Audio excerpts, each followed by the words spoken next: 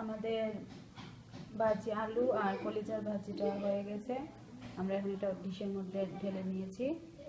তারপর আমরা কারি করে নিয়েছি। 5 কাপ আটা দিয়ে পানি ফুটিয়ে সেখানে একটু লবণ, 1 চামচ পরিমাণ তেল দিয়ে কারিটাকে ফুটিয়ে পানিটা ফুটে যাওয়ার পর আটাটাকে দিয়ে আমরা এখানে কারি করে আগে রেখে নিয়েছি। এখন আমরা সিঙ্গারাটা করার জন্য যা করব, এখানে আমি একটা রুটিও বেলে রেখেছি। এখন রুটিটা কেটে নেব। রুটিটাকে আমরা প্রথমে মাঝখান থেকে এভাবে লম্বা করে কেটে নেব।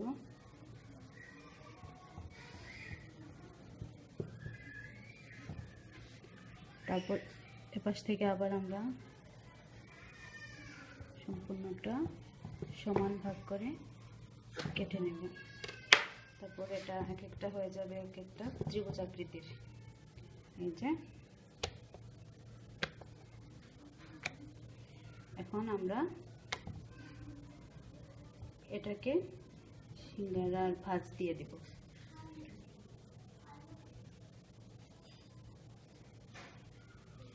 এখানে আমরা সিঙ্গারার ভাঁজ দিয়ে দেব। সিঙ্গারার ভাঁজটা এই যে এইভাবে আমরা যখন একটা ত্রিভুজ আকৃতি থাকবে, এটাকে আমরা এপাশ থেকে এই যে লম্বা ভাঁজটা এপাশে আমরা এখানে এই কর্নারে এনে লাগাবো। ভালো করে এখানে চেপে নিতে হবে যেন কড়াইয়ে তেলের মধ্যে যখন আমরা ফ্রাই করতে নিব তখন যেন এটা ছুটে না যায়। ছুটে গেলে আমাদের ফ্রাইগুলো বের হয়ে যাবে। তো এখানে আমরা পরে এরকম করে নেব। প্রথমে করে আমরা এর ভিতরে আমাদের ভাজিটা দিয়ে দেব। 1 চামচ বা 1.5 চামচ পরিমাণ ভাজি দিয়ে এই যেভাবে দিয়ে এটা এপাশ থেকে আমরা এই পাশে এনে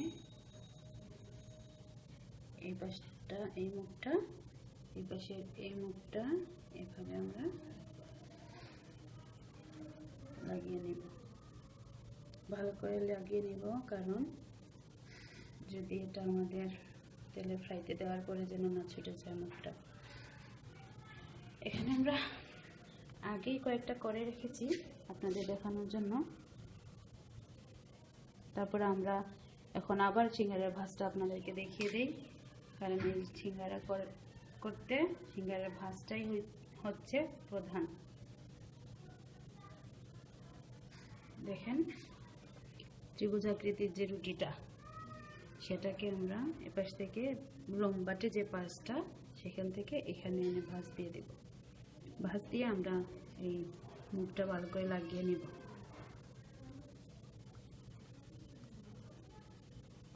লাগিয়ে নেওয়ার পরে এখানে আমরা এর ভেতরে আমরা মুরগির কলিজা আর আলুর ফ্রাইটা 1 চামচ বা 2 চামচ দিয়ে এই যে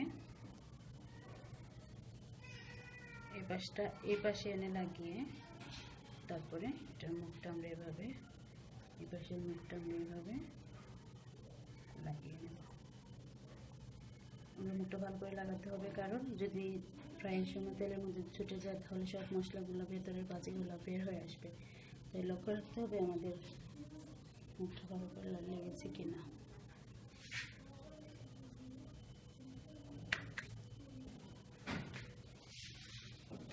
এই যে দেখুন আমরা সিঙ্গারা এখানে কয়েকটা করে ফেলেছি।